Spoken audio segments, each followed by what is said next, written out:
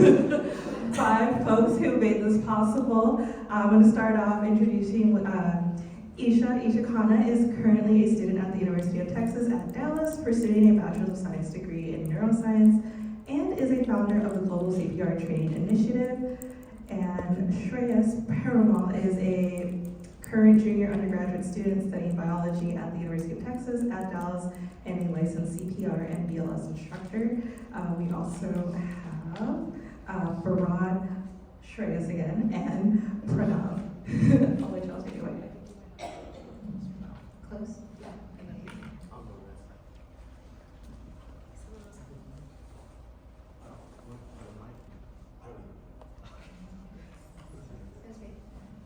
Well, hello everybody. My name is Isha. My name is Shreyas Paramal. I'm Bharat Janapreddy. I'm Shreyas Sarai. And I'm Pranav Ramesh. And today we're all going to be telling you more about our Global CPR Training Initiative and how we utilized it to increase CPR awareness and training in our local communities. So as a patient care tech in the neuro ICU, I see a lot of patients who are critical conditions. And so when I asked a lot of healthcare providers, doctors, and nurses, like what more could we do to improve healthcare outcomes in the hospital, they all unanimously said it starts at home. And so this message really hit home for all of us, as on our campus we actually lost a student due to cardiac arrest. And EMS, they came there in 4 minutes, but it was in a classroom full of students and no one performed CPR. And unfortunately, this is the situation that happens everywhere in the world. One person dies of cardiovascular disease every 34 seconds, and 70% of these cardiac arrests happen at home. And so kind of with all of this in mind, our group just wanted to empower either our individuals or our communities and beyond to take a be proactive, not reactive approach to emergency preparedness. So in line with that goal, we developed our impact class. So we're all actually Red Cross instructor certified in CPR and BLS. So what we did is we adapted the Red Cross course to fit our goals. And so this kind of comparison just kind of show you our adaptations.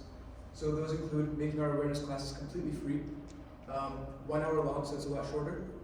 And then we actually travel to our participants in order to increase accessibility. No matter how far they are, we go to them. And then we have an increased focus on hands-only CPR because that is the essence of the CPR course. That is the most important part. And we want to increase confidence during emergency situations. And so we want to enable everything to do that. And we're very specific to the population that we're teaching, such as if we're teaching new parents, we're going to focus more on infant CPR. Or if we're in a room full of adults, like here, we're going to focus more on adult CPR. It's very specific to what the needs are of the attendees. Alright, so in terms of the implementation of our program, since this is just the start of our study, we mainly focused on UT Dallas students and faculty members, as well as other individuals who were interested in our program in the DFW Metroplex above the age of 18. So in terms of contacting, mainly it was in terms of group messaging services such as GroupMe on campus, as well as in-class announcements, as we all are full-time students currently. Furthermore, we use our community networks via email and WhatsApp to reach a lot of community members. And most of these classes were held on our campus in large classrooms in order to accommodate individuals who felt like that was the most accessible to them. Furthermore, we utilized Stacy Montessori, which is a school building. For some communities, this was the closest area, and they felt more comfortable using the school's gymnasium. And in terms of how often we taught classes, over the span of the last couple of months, it was mainly on a weekly basis based on the individual's preferences. It was normally in the evenings or over the weekends in the morning times. So when it comes to our program structure, we have 3 main items. First is the written consent form, second is the pre-test and post-test, and then finally is our feedback survey. Circling back, our sign-in written consent form kind of works like this. If you're one of our students, you're going to come in, sign in on the paper, and then we're going to give you our consent form that kind of explains what our research is about, and if you are willing to do this, then you'll be entered into our research study. Then we'll be pre-testing all of our participants, and we will be only collecting data on the people who agreed to be in our research study. So we'll get a pre-test that follows an emergency-based scenario, and that'll kind of give us an idea of what baseline knowledge in terms of CPR that they know. Then we'll have them take the class, and then finally we'll post-test them after to see, hey, is our class making an impact on their own CPR knowledge? And then them to fill out an optional feedback survey so that we can better improve our classes from class to class. And the one thing we also wanted to we implemented was the train-the-trainer model. This is to increase sustainability of our organization. First, we're going to go to learn, co-teach, take over, and deliver. So the learning phase is essentially when the student is just in our class for the first time and they're learning how we teach our CPR classes.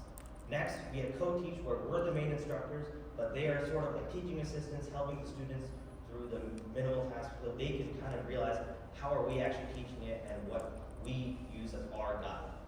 Then we have the takeover section where we let them be the main instructor while we be the teaching assistants. That'll let them formulate their own teaching style and what feels most natural to them. And then finally, once we feel that they are qualified enough, we'll have a delivery where they can teach their own class on their own.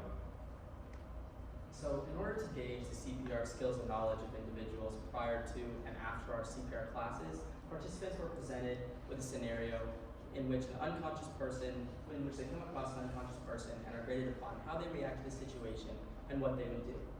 No additional information was given to the participants unless specific questions were asked, such as relating to the responsiveness, breathing, or pulse of the individual, or general scene safety questions. Additionally, the rubric utilized a 10 to 10 point ratio for awarding a total of 20 points, with 10 points being awarded for analysis of the situation and the individual, and the remaining 10 points being awarded for demonstration of basic hands-on CPR skills. Additionally, the scenario and rubric were analyzed by the UTD Emergency Medical Services Director and various other physicians. So here you can see our pre-test and post-test data, as well as the average score distributions. So among all trainees, the average pre-test score was 7.36, and the average post-test score was 17.1.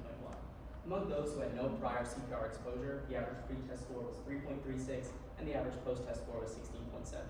Now, among those who had prior CPR exposure, whether that be through an information session or a class, the average pre-test score was 10.5, and the average post-test score was 17.4, indicating that there is a drop in retention over time of CPR knowledge and skills. Though these statistics vary, they all show significant statistical increases in CPR knowledge after our classes, thus demonstrating the efficacy of our trainings. So as Pranav mentioned earlier, there is data that says that there is substantial improvement in CPR knowledge after the class. But we kind of looked at the data in another angle. So we saw that for those that had no prior CPR exposure, the average pre-test score was 3.36, which means that they need to do something. So we wanted to know what were the most common practices that they employed that, even without the class. The three most common that we saw were they need to call 911, they need to check for responsiveness, and they need to check for breathing. Now on the other side of that equation, the average post-test score was a 17, roughly. And so what are they missing? What are the things that most students fail to remember during the post-test? And we saw that the most common practices that were not employed in the post-test were scene safety, life-threatening bleeding, and the correct rate of compression. So using that information, we're going to utilize that information to better craft our courses to fit the classes that we teach in the future. Going on to our feedback survey, so our survey had two main goals. We wanted to ensure that all of our individuals were able to have a class that was both efficient yet effective, as well as ensuring that they had increased likelihood of performing CPR in real-life emergency situations. So based on the feedback that we got, 97% of all of our students stated that they believed that our course was comprehensible and well communicated, indicating that the way that we taught the class, our training style, helped them effectively learn CPR. Furthermore, all of our students, or 100%, felt confident and increased preparedness in their ability to perform CPR in real-life situations, which honestly was one of our main goals, especially after the situation that happened on campus for us. Furthermore, in terms of our future plans, we hope to expand our impact classes to low-income and rural areas in regions 2 and 3 in Texas. We are currently collaborating with the Department of State Health Services to host these classes in the upcoming weeks. Furthermore, by next May, or at least in about a year, we hope to reach at least 10 rural communities, as well as successfully implementing the train-the-trainer model that we previously discussed.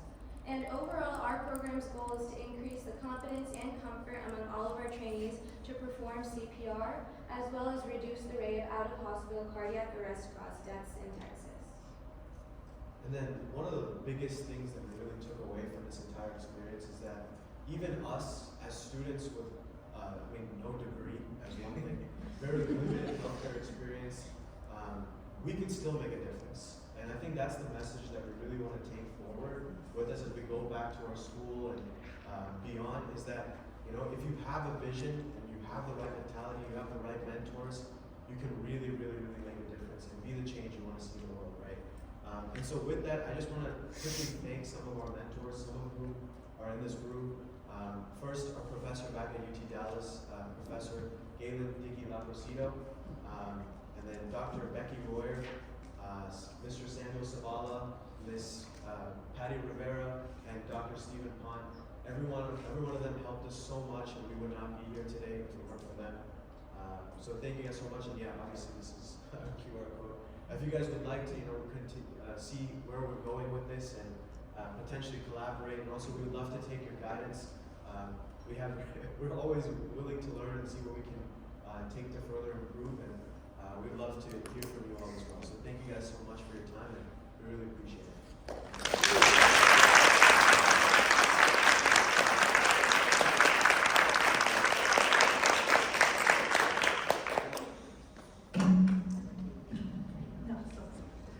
Could I have all the presenters come up to the front of the room? It's now time for question and answers. So does anyone have any pressing questions that they want to ask? Like, right off the bat. Raise your hand. Here, I'll get to you first, then I'll get to you back. So, for Dr. Rosenfeld, I was just wondering if you could talk a little bit about the timeline of the project.